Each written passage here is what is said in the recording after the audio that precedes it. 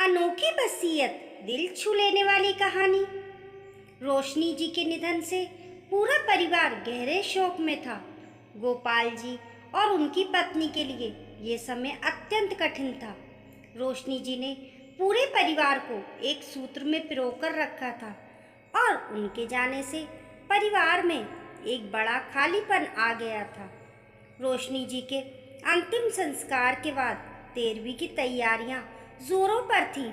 घर के हर कोने में उनकी यादें बसी थी और 13वीं के दिन सभी ने मिलकर उसे विदाई देने की तैयारी की।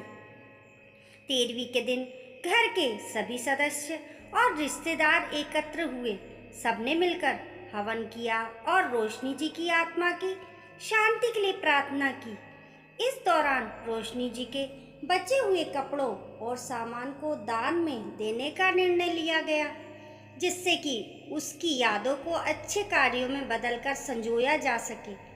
सभी ने मिलकर ये काम किया और एक अजीब सा संतोष महसूस किया।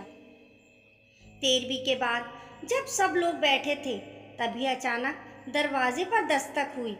दरवाज़ा खोलने पर वहाँ वकील खड़े थे। उसे देखकर सब आश्चर्यचकित हो गए, क्योंकि घर में वसीयत का कोई सवाल ही नहीं उठता। इकलौता बेटा होने के कारण सब मानते थे कि संपत्ति उसी की होगी। वकील ने घर में प्रवेश किया और सबको संबोधित करते हुए कहा, मुझे श्री गोपाल जी और उनकी पत्नी की वसीयत पढ़नी है। ये सुनकर सब चौंक गए। सभी ने सोचा कि आखिर वसीयत का क्या मतलब हो सकता है। जब सब कुछ साफ था, सबकी आंखों में एक ही सवाल था, आखिर वसीयत क्यों लिखी गई है। वकील ने वसीयत पढ़नी शुरू की। हम श्री गोपाल और उनकी पत्नी अपने पूरे होशो-हवास में ये वसीयत लिख रहे हैं। हमारी संपत्ति, जो कि केवल 150 गज में बना मकान है, उसे हम अपनी दो बेटियों के बीच इस प्रकार बांट रहे हैं। घर का 3/4 हिस्सा छोटी बेटी को और 1/4 हिस्सा बड़ी बेटी को दिया जाता है। ये सुनकर सभी के चेहरे पर आश्चर्य और स्तंभता के भाव थे। किसी ने सोचा भी नहीं था कि बेटा और बहू का नाम वसीयत में नहीं होगा। वकील ने आगे पढ़ा, हमने ये निर्णय इसलिए लिया है क्योंकि बहू को घर के किसी भी सदस्य के साथ रहना, खाना और बात करना पसंद नहीं है। वे अपने आप को सबसे थलग रखती हैं और किसी भी विपत्ति में परिवार के काम नहीं आ सकी। वसीयत में बहू के व्यवहार का विस्तृत वर्णन किया गया था। उसमें लिखा था कि बहू बहुत छुआछूत मानने वाली और संक्रमण से डरने वाली है। वे किसी के भी छुए कपड़ों को पहनना पसंद नहीं करती थी और अपने आप को सबसे अलग थलग रखती थी। घर के अन्य सदस्य एक दूसरे के साथ मिलजुल कर रहते थे, लेकिन बहू हमेशा अपने आप को अलग रखती थी। बहू ने कभी भी अपने सास ससुर की परेशानियों को समझने की कोशिश नहीं की। वह हमेशा अपने पति के साथ बाहर ही रहती थी और सास ससुर की देखभाल में कोई भूमिका नहीं निभाती थी। गोपाल जी और उनकी पत्नी ने अपने परिवार की सारी जिम्मेदारियां निभाईं, लेकिन बहू ने कभी उनके प्रति अपने कर्तव्यों को नहीं समझा। गोपाल और उनकी पत्नी ने अपने जीवन में बहुत संघर्ष किया था। उनके पास ना तो कोई बड़ी सरकारी नौकरी थी और ना ही कोई बड़ा बिजनेस। उन्होंने अपने बच्चों को पढ़ाने लिखाने और 3 बहनों की शादी की जिम्मेदारी निभाई थी। अपनी मेहनत और संघर्ष से उन्होंने 150 गज का 2 मंजिला मकान बनाया था। उन्होंने अपनी बेटियों की परवरिश भी बहुत मेहनत से की थी।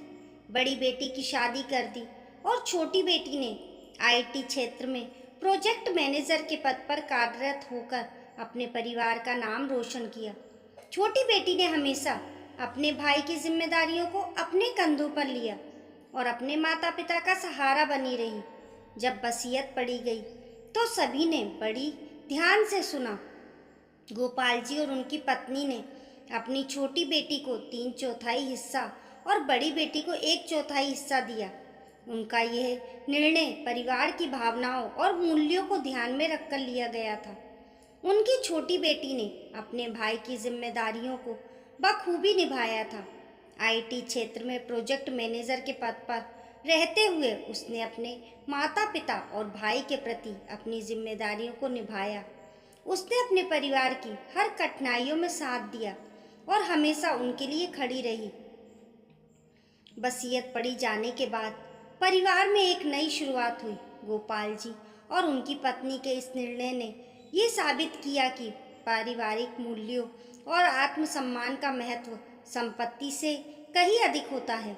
बेटियों ने अपने माता पिता की इच्छाओं का सम्मान किया और परिवार को एकजुट रखा।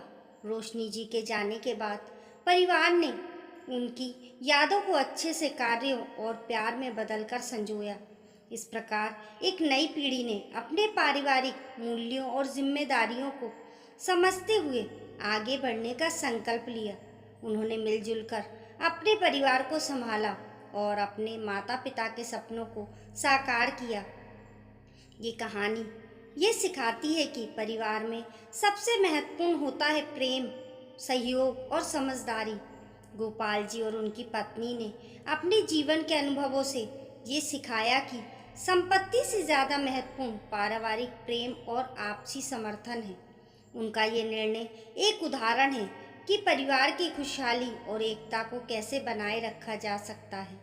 इस प्रकार गोपाल जी और उनकी पत्नी की वसीयत ने ये साबित किया कि असली संपत्ति वह नहीं होती जो पैसों में तोली जा सके, बल्कि वह होती है जो परिवार के बीच प्रेम, सम्मान और जिम्मेदारी में बसी हो। दोस्तों, आपको ये कहानी कैसी लगी कमेंट करके ज़रूर बताएं और पसंद आने पर लाइक और शेयर करें। ऐसी ही अच्छी अच्छी कहानियों के लिए चैनल को सब्सक्राइब करना ना भूलें। मिलते हैं फिर एक नई कहानी के साथ।